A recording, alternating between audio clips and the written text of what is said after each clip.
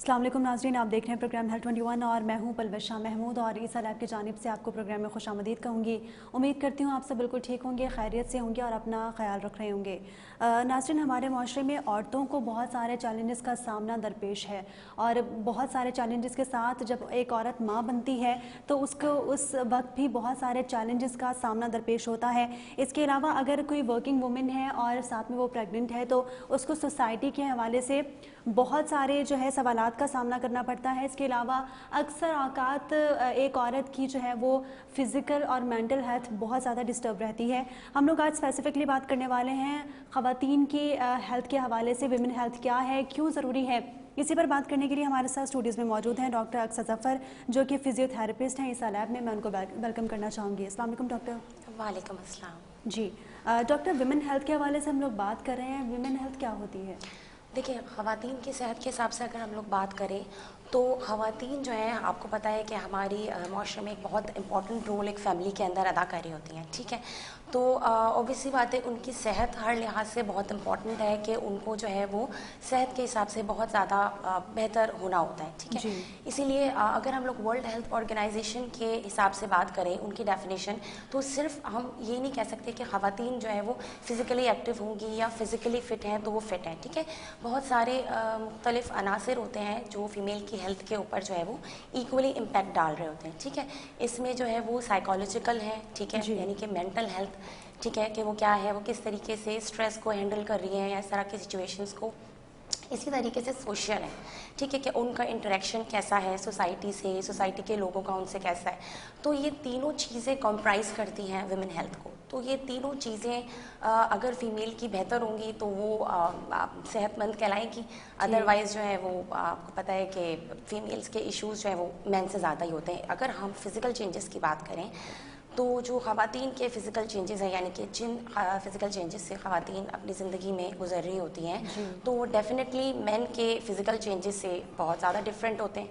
तो इसी वजह से जो है इश्यूज़ भी ख़वातीन के जो हैं वो मेल के मुकाबले में डिफरेंट होते हैं। डिफरेंट लाइफ स्टाइल से गुजरते हुए, डिफरेंट स्ट्रेसेस से गुजरते हुए वो वीकनेस की तरफ जा रही होती हैं। और उतना वो प्रॉब्लम यही है कि वो उतना ज़्यादा अपनी सेहत का ख्याल भी नहीं रख रही होती हैं। तो वो चीज़ जो है ना आहिस्ता आहिस्ता आहिस्ता इफेक्ट कर रही होती है और इतना ख्याल नहीं रख पा रही होती हैं उन चीज़ों में। डॉक्टर, ऐसे कौन कौन से मसाइल हैं जिनसे ख़वातीन को रोज़मर्रा अपनी ज़िंदगी में गुजरना पड़ता है और इसका सॉल्यूशन किस तरह मुमकिन है? देखिए, जैसे मैंने आपको बताया कि ख़वातीन के साथ सिर्फ फिज़िकल इश्यूज़ नहीं होते हैं, ठीक है। एक बहुत बड़ा मसला जो है वो डिप्रेशन है, ठीक है, जिसको इतना रियलाइज़ नहीं किया जाता।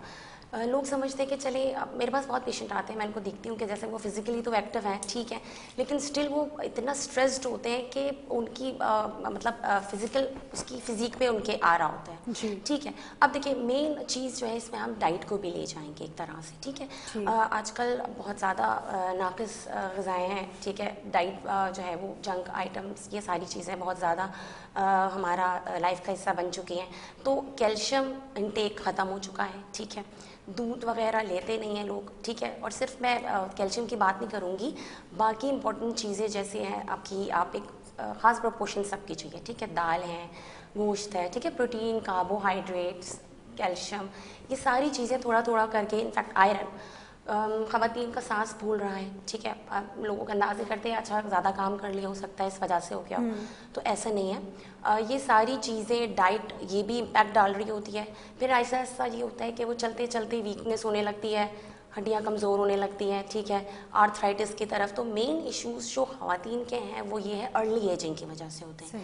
जब वो ख्याल नहीं रख रही हैं तो वो अर्ली एजिंग की तरफ जा रही हैं, उसमें डिजेनरेशन भी आ जाती है, उनकी बोन्स के अंदर वीकनिंग आ जाती है और स्ट्रेस तो आता ही है। अब उसी की वजह से इतनी सारी चीज़ों को सोच सोच के फिर उनका ब्लड प्रेशर भी रेज़ होने लगता है, ठीक है, उनका शुगर लेवल इंक्रीज़ होने लगता है। ये तो चले, मैंने एक असाइड फ्रॉम प्रेगनेंसी बात की ना, प्रेगनेंसी के अपने मसाइल हैं। आप प्रेगनेंसी में आते हो, आपकी बॉडी के चेंजेस स्टार्ट हो जाते हैं, ठीक है, आपका वेट गेन होना स्टार्ट हो जाता है क्योंकि आप चाइल्ड बेयर कर रहे होते हो, ठीक है। हार्मोनल चेंजेस हैं, वो सब भी आपकी बॉडी को वीक कर रहे होते हैं। इसके अलावा स्ट्रेस, स्ट्रेस, थोड़ा सा स्ट्रेस में आ जाता है बंदा। इवन मैं बात करूंगी पहले और बाद के, प्रेगनेंसी के, डिलीवरी के बाद भी इतना स्ट्रेस ले लेती हैं ख़वातीन, जिसे हम पोस्टपार्टम डिप्रेशन कहते हैं। तो उसकी वजह से जो है ना बहुत ज़्यादा ख़वातीन के ये इश्यूज शुरू हो जाते हैं। आपका हाइपरटेंशन है, आपका ब्लड प्रेशर है, ठीक है, और हड्डियों की बीमारियाँ, ठीक है, हड्डियों की बहुत बीमारियां हो जाती हैं, ठीक है ना। ऑस्टियोपोरोसिस है, ठीक है, जिसे हम कहेंगे हड्डियों का जो है वो कमज़ोर हो जाना, उनका भुरभुरा हो जाना, ठीक है। सही, ठीक है। डॉक्टर, जहाँ पे एक खातून की जो है वो फिज़िकल हेल्थ बहुत मैटर करती है, वहीं पे जिस तरह आपने कहा कि इन तमाम मसाइल की वजह से औरत की ज़हनी हेल्थ पे भी बहुत ज़्यादा असरअंदाज होती हैं ये तमाम चीज़ें। इसके अलावा आपको क्या लगता है कि हमारी सोसाइटी को क्या स्पेसिफिक ऐसे इकदाम करने चाहिए जिनकी वजह से औरत की सेहत को लेके आगाही हम लोग फैला सकें, और ऐसी कौन सी वजूहत हैं जिनकी वजह से औरत ज़हनी तौर पर बहुत ज़्यादा जो है इफ़ेक्ट होती है? जी देखिए, आजकल तो वैसे भी बहुत ज़्यादा इस चीज़ पे वर्क हो रहा है, और मैंने देखा कि बाहर भी हो रहा है। इनफैक्ट अब तो यहाँ पर भी अवेयरनेस हो रही है कि जो है ख़वातीन के ऊपर स्ट्रेस जो है वो, मैं ये कहती हूँ कि आजकल की, क्योंकि महंगाई बढ़ गई है, हर चीज़ बढ़ गई है, तो स्ट्रेस बढ़ गया ऑटोमेटिकली। अगर देखा जाए तो एक मेल के हिसाब से फीमेल भी अर्न करने निकल रही होती है, तो अब ऑब्वियस सी बात है फीमेल अर्न करने के लिए बाहर भी जाएगी, उसके साथ ऐसा तो नहीं है कि वो घर नहीं देखेगी, वो घर भी देखेगी।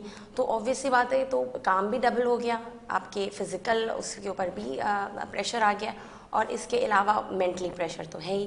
तो वो चीज़ जो है वो फीमेल को जो है वो बहुत ज़्यादा वो करती जा रही है। देखिए, आगाही प्रोग्राम आजकल बहुत अच्छे हैं, मैंने देखा इस पे वर्क हो रहा है, तो थोड़ी सी आगाही हम स्प्रेड करें ताकि जो हमारे देही इलाके हैं वहाँ पर भी ये चीज़ स्प्रेड हो कि हमें जो है वो ख़वातीन की सेहत के लिए वर्क करना है। तो सबसे लास्ट में आता है ख़वातीन के, अगर देखा जाए कि इस पे तो बिल्कुल भी काम नहीं हो रहा है, ठीक है। और क्योंकि डिप्रेशन में ख़वातीन बहुत जा रही है, अक्सर और बेशतर ऐसे इश्यूज़ होते हैं कि ख़वातीन डिस्कस करने से भी डर रही होती हैं कि हम किसको डिस्कस करें, हम फैमिली नहीं कर सकते, हम अपने ससुराल में डिस्कस नहीं कर सकते।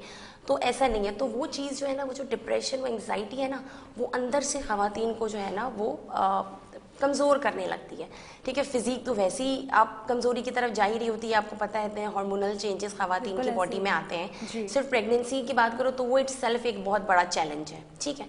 उसके बाद भी जो ख़वातीन के जो स्टार्टिंग से हम देखें, अगर मेंस्ट्रुएशन है, ठीक है, उसके बाद प्रेगनेंसी है, उसके अपने हार्मोनल चेंजेस हैं, उसमें फिर ख़वातीन अपना वेट भी गेन कर लेती हैं, और उसके बाद नए इश्यूज शुरू हो जाते हैं कि आर्थराइटिस है। तो अगर ड्यूरिंग प्रेगनेंसी वेट गेन हो जाता है, और अक्सर ख़वातीन को ये शिकायत होती है कि प्रेगनेंसी के बाद उनका वेट रिड्यूस नहीं हो रहा, तो इसके लिए कोई स्पेसिफिक, क्योंकि आप फिजियोथेरेपिस्ट हैं, तो क्या इसके लिए कोई स्पेसिफिक एक्सरसाइज वगैरह हैं, या फिर ऐसे कौन सी डाइटरी प्लान को फॉलो करना चाहिए जिसकी वजह से आपका वेट जो है वो रिड्यूस हो? देखिए, आप जब फिज़िकल थेरेपिस्ट के पास जाते हैं ना, तो वो आपको इन चीज़ों से रिलेटेड जो है ना वो आगाही प्रोवाइड करते हैं, ठीक है। अब देखिए, डेफिनेट सी बात है, ये हार्मोनल चेंजेस है, ये तो होना है, ठीक है ना। आपका वेट गेन भी होगा, ठीक है, क्योंकि जो है वो हार्मोन्स हैं, ठीक है, क्योंकि आपके साथ साथ आपकी बॉडी के अंदर आप चाइल्ड बेयर कर रहे होते हो, ठीक है। तो वो आपकी डाइट भी डबल होती है, सारी चीज़ें डबल होती हैं, जिसकी वजह से जो है वो आपका जो है ना ये सेटअप जो है वो इस तरीके से हो जाता है। तो इसीलिए ये कहा जाता है कि ख़वातीन को जो है डाइट के हिसाब से बहुत ज़्यादा ख्याल रखना चाहिए, ठीक है। अब ये कि अगर आप फिजियोथेरेपिस्ट के पास जाओगे तो आपको फिजियोथेरेपिस्ट गाइड करेगा, सिर्फ इस लिहाज से नहीं कि आपको फिजियोथेरेपिस्ट सिर्फ एक्सरसाइज ही नहीं बता देगा, वो आपकी काउंसलिंग करेगा, वो आपको इस काबिल करेगा कि आप जो ड्यूरिंग प्रेगनेंसी है या इवन आफ्टर, जैसे हम कहते हैं प्रीनेटल और पोस्टनेटल। प्रीनेटल फेज़ वो होता है जो बच्चे की पैदाइश से पहले का होता है, और पोस्टनेटल जो है वो पैदाइश के बाद का होता है। तो वो दोनों फेजेस के लिहाज से आपको गाइडेंस प्रोवाइड करेगा कि आप कौन से फेज़ में किस तरह की एहतियात करें, तो आप जो है आने वाले इश्यूज से बच सकते हैं, ठीक है। आपको हेल्दी वेट गेन करने पे एम्फेसिस करता है, आपको गाइड करता है कि आप किस तरह की डाइट लो, किस तरह की डाइट अवॉइड करो, और एक्सरसाइज वगैरह किस तरह मूवमेंट है, उठना बैठना, ठीक है, किस तरीके से पोस्चर होना चाहिए, मुख्तलिफ इन सब चीज़ों के मुतालिक गाइड करते हैं। ठीक।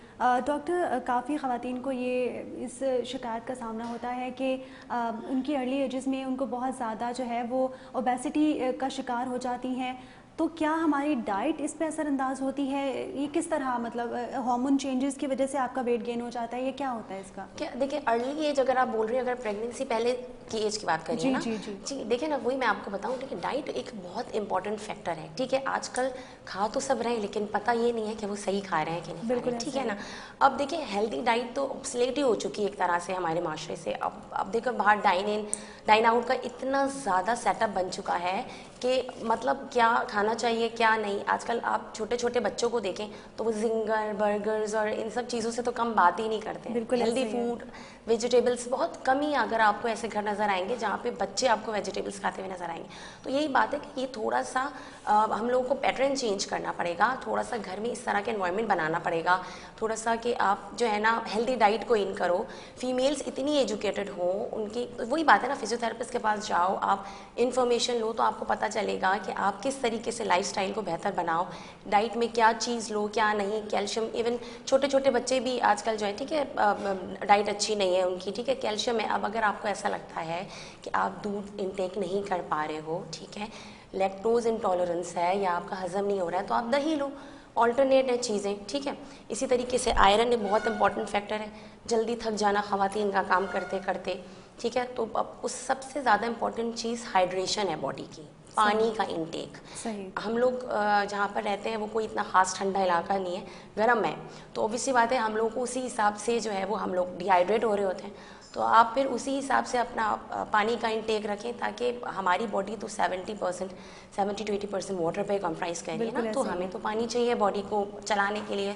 इवन मसल्स की भी अगर बात करें, वो वर्क कैसे करेगा, वो इसी तरीके से वर्क करेगा कि कम्प्लीटली हाइड्रेटेड, उसको तमाम प्रोटीन्स, न्यूट्रिएंट्स, सारी चीज़ें जो कि इंपॉर्टेंट हैं वो मिलें, तभी आप मसल्स भी आपके वर्क कर सकते हैं। अदरवाइज तो चीज़ें फिर मुश्किल ही होंगी। ठीक। डॉक्टर, एक्सरे कराने से ड्यूरिंग प्रेगनेंसी अक्सर मना किया जाता है कि खातून एक्सरे ना करवाएं, और आई थिंक कुछ स्पेसिफिक मंथ होते हैं या टाइम पीरियड होता है जब तक एक खातून को प्रेगनेंसी के दौरान एक्सरे कराने से मना किया जाता है।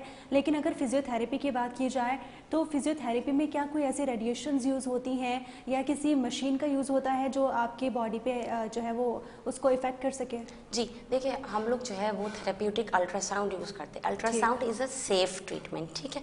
तो वो आप प्रेगनेंसी में यूज़ करते हैं, और आप देखते भी होंगे कि जो मंथली या जिस तरीके से भी आपकी गायनेकोलॉजिस्ट डॉक्टर आपको बुलाती है, तो वो आपका चेकअप भी अल्ट्रासाउंड के थ्रू करती है, क्योंकि that is safe for baby, ठीक है।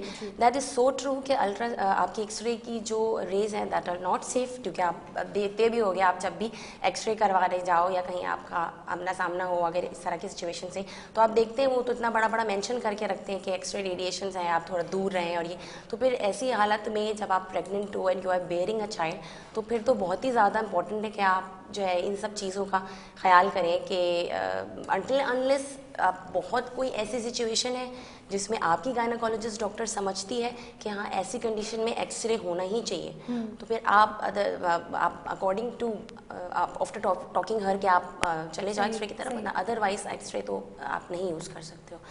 ये सेफ ट्रीटमेंट। अगर हम लोग की आप बात करो कि अगर हम लोग कैसे ट्रीटमेंट करते हैं, तो हम लोग देखिए, हम लोग पेशेंट टू पेशेंट वेरी करता है, ठीक है। ये तो मैंने चले आपको गायनेकोलॉजिकल एस्पेक्ट से बताया, ठीक है। एज अ फिजिकल थेरेपिस्ट मैं आपको ये बताऊंगी कि देखिए, हम लोग जो है कोशिश करते हैं अगर हमारे पास प्रेग्नेंट खवातीन आए तो हम मोडालिटीज़ यूज़ ना करें, ठीक है। हमारे पास बहुत सारी टेक्निक्स होती हैं जिसके थ्रू हम लोग जो है वो ट्रीटमेंट कर सकते हैं, ठीक है। उसमें जो है आपकी नॉर्मल रेंज ऑफ मोशंस होती हैं, ठीक है, जो कि एक्सरसाइजेज हैं, ठीक है। उसके वो सेफ एक्सरसाइजेस जो कि आप परफॉर्म कर सकते हो ड्यूरिंग प्रेगनेंसी, ठीक है। उसके अलावा जो है हम लोग जो है हीटिंग थेरेपी है, ठीक है, कोल्ड थेरेपी है, तो ये थेरेपीज जो है ये सेफ होती हैं, ठीक है। फिर हम कंडीशन वाइज और डेफिनेटली आपकी गायनेकोलॉजिस्ट का कंसर्न जैसे वो बताती हैं उसके हिसाब से ही हम चीज़ को लेके चलते हैं, क्योंकि ऑब्वियसली बात है कि ये थोड़े से डेलिकेट मैटर्स होते हैं। बिल्कुल ऐसे ही हर बंदे की प्रेगनेंसी दूसरे से डिफरेंट होती है, ठीक है। कॉम्प्लिकेशंस डिफरेंट हैं, कुछ को बिल्कुल भी आपके गायनेकोलॉजिस्ट डॉक्टर मूव करने को नहीं बोलते हैं, वो बोलते हैं नहीं आपने बेड रेस्ट करना है, तो ऐसे में तो आप एक्सरसाइज भी नहीं कर सकते, बिल्कुल, ठीक है। तो इसीलिए आप आजकल जो है ना हर कोई गूगल से निकाल कर जो है सॉरी टू से एक्सरसाइज भी कर लेता है और सब कर लेता है, अपनी डिजीज सर्च कर लेते हैं। तो देखिए, हेल्थ केयर प्रोफेशनल्स बैठे हैं, आप उनसे डिस्कस करें वो आपके सारे इश्यूज़ को देखेंगे और वो उसके हिसाब से आपको प्रॉपर गाइड करेंगे कि देखिए कहाँ आपको ज़रूरत है, इस स्टेप पे आप ये कर सकते हो, ये नहीं कर सकते हो। तो इट्स वेरी डेंजरस अगर आप खुद ही डिसीजन लेके खुद ही करेंगे। बिल्कुल तो, ऐसा ही है जी डॉक्टर। मैं चाहूँगी कि कोई ऐसी एक्सरसाइज आप बता दें जो ख़वातीन इफ़ दे आर प्रेग्नेंट और नॉट, लेकिन वो घर पे ऐसी एक्सरसाइज कर सकें जो उनकी डेली लाइफ पे जो है उनको फ़ायदा दे सके। वॉक का अक्सर कहा जाता है कि वॉक बहुत ज़रूरी है, खाने के बाद भी और खाने से पहले भी कहा जाता है कि मॉर्निंग वॉक पे लाजमी जाएं। इसके अलावा ऐसी कौन सी एक्सरसाइज है जो हम लोग घर में फॉलो कर सकते हैं और हम लोग अपने आप को फिट कर सकें? देखिए मेन चीज़ तो ये है कि वॉकिंग की जो आपने बात की ना, दैट इज़ सो ट्रू। ठीक है, वॉकिंग ही एक इतनी अच्छी एक्सरसाइज है कि अगर हम लोग उसको डेली का पार्ट बना लेना तो हम लोगों को बहुत फ़ायदा हो। ठीक है, अब अगर आप इस मौके पे भी देखें, अगर आप ख़वातीन को बोलते हैं कि देखिए आपने वॉक करनी है, आपने एक्सरसाइज करनी है, तो वो बोलती है अरे हम सुबह से शाम तक तो काम करते रहते हैं, तो हमारी तो वॉक हो गई, हमारे तो नहीं। आपने देखे थोड़ा टाइम अपने लिए निकालना है। ठीक है, वॉकिंग एटलीस्ट 1 घंटे की पूरे दिन में आप वो टाइम निकालें कि आप वॉकिंग करें। ठीक है, वो ना सिर्फ आपके बैक के इशू के लिए अच्छा है, जबकि वो आपके आर्थराइटिस के लिए भी अच्छा है, आपकी जनरल फिटनेस के लिए अच्छा है। क्योंकि देखिए फिटनेस का कॉन्सेप्ट तो ख़त्म ही हो गया है। ठीक है, कुछ लोग हैं हाँ स्टिल जो ये चीज़ अब तक है कि फ़िटनेस का ख्याल है कि नहीं हमें क्या खाना है क्या नहीं खाना। ठीक है, कब हमें एक्सरसाइज करनी है, कब हमें एक्सरसाइज नहीं करनी है। ठीक है, उसके अलावा घर पे आप जनरल स्ट्रेचिंग्स कर सकते हैं। ठीक है, मैं ये नहीं बोलूँगी कि जब आप बीमार पड़ें, जब आप किसी तकलीफ़ का शिकार हो, आप सिर्फ तभी फिजियोथेरेपिस्ट के पास या अपने किसी कंसल्टेंट के पास जाएं। देखिए ऐसा रूल होना चाहिए कि आप हर ईयर अपने डॉक्टर को चेकअप कराएं, कंप्लीट चेकअप। क्योंकि खुदा न खास्ता ऐसी डिजीज़ भी बहुत सारी होती हैं जो आहिस्ता आहिस्ता अंदर डेवलप हो रही होती है, और फिर ये होता है कि वो अचानक फिर हमें जब पता चलता है वो इट्स टू लेट। तो अच्छा है कि अगर ईयरली हमारे पास ऐसा सेटअप बन जाए कि हर ख़वातीन मर्द सब लोग अपना चेकअप करवाएं, तो उससे हम आगे आने वाले इश्यूज़ से बच सकते हैं, हम चीज़ों को क्योर कर सकते हैं सही टाइम के ऊपर। तो आप जाएं, आप उनसे कंसल्ट करें, आप उनको बोलें, वो आपको बताएंगे कि नॉर्मल फिटनेस के लिए आप क्या कर सकते हो, अर्ली आर्थराइटिस से बचने के लिए आप क्या कर सकते हो। ये आर्थराइटिस एज डिपेंडेंट होता है। ठीक है, अच्छा। तो अब वो ये है कि आप ऑब्वियसली आपकी डाइट आया, आपकी डाइट का इशू आया, आपकी डाइट में आपके कैल्शियम, क्योंकि देखिए बॉडी को कैल्शियम चाहिए, आप अगर नहीं लोगे तो वो बोन से ले लेगा, तो वो आपकी आहिस्ता आहिस्ता आहिस्ता वीक, पहले आप ऑस्टियोपोरोसिस की तरफ जाते हो, सॉरी पहले आप ऑस्टियोपीनिया की तरफ जाते हो, वो आपकी वीकनिंग है। ठीक है, फिर उसके बाद आप जाते हो ऑस्टियोपोरोसिस की तरफ, यानी कि ये भुरभुरा होना हो गया हड्डी का। ठीक है, इस स्टेज पे आकर काफ़ी बोन्स जो है वो वीकनेस की तरफ जा चुकी होती हैं, और फिर पेशेंट को थ्रू आउट बॉडी पेन होना शुरू हो जाता है। अगर कोई हैवी चीज़ उठा ली, हमें यहाँ दर्द हो रहा है। ठीक है, कहीं आपको चोट लग गई हो रहा है, अगर आप खुदा ना खास्ता कोई हल्का फुल्का भी फॉल हो गया तो आपका फ्रैक्चर हो जाएगा। ठीक तो ये जो है ना ये सारी हमारी डाइट से रिलेटेड और ये सारी चीज़ें हैं जिनको हम पहले से नज़रअंदाज कर रहे होते कि चले जी जब होगा तब देखा जाएगा, तो ये थोड़ी सी चीज़ है वो गलत हो जाती है। बिल्कुल नाज़रीन, हम लोग आज ख़वातीन के हेल्थ के हवाले से बात कर रहे थे। ख़वातीन को माशरे में बहुत सारे चैलेंजेस दरपेश हैं और ख़वातीन को ख़ास तौर पर चाहिए कि अपनी डाइट का प्रॉपर ख्याल रखें। और इसके अलावा सिर्फ डाइट का ख्याल रखना ज़रूरी नहीं है, हमारे आसपास हम अगर किसी को उलझा हुआ पाएँ तो हमें चाहिए कि हम लोग उससे पूछें, उसका हाल पूछें, और इसके अलावा उसको अपनी तरफ से जितना हम लोग मुमकिन हो सके उसकी मदद करें, ताकि क्योंकि ये हमारी माशी ज़िम्मेदारी भी है कि हम लोग अपने आसपास के लोगों को उनकी मदद कर सकें, जितनी हमारे हाथ में जितना हम लोग कर सकते हैं उनके लिए कुछ ना कुछ करें। और क्योंकि हम लोग ख़वातीन पे बात कर रहे हैं तो ख़वातीन के ऊपर बहुत सारे प्रेशर होता है, डिप्रेशन और एंजाइटी बिल्डअप हो जाती है वक्त के साथ साथ, क्योंकि आप एक फैमिली नहीं, आप फ्यूचर में इन फ्यूचर अगर आप अनमैरिड हैं तो आपको आगे जाके 2 फैमिलीज़ को जो है वो साथ लेके चलना है, और इसके अलावा फिर आप अपनी फैमिली बढ़ाती हैं। तो ख़वातीन को चाहिए और इवन फैमिलीज़ को भी चाहिए कि अपनी बेटियों का, अपनी बहुओं का ख़ास तौर पे बहुत ज़्यादा ख्याल रखा करें। इसी के साथ ही मुझे और मेरी पूरी टीम को इजाज़त दीजिए। अल्लाह हाफ़िज़।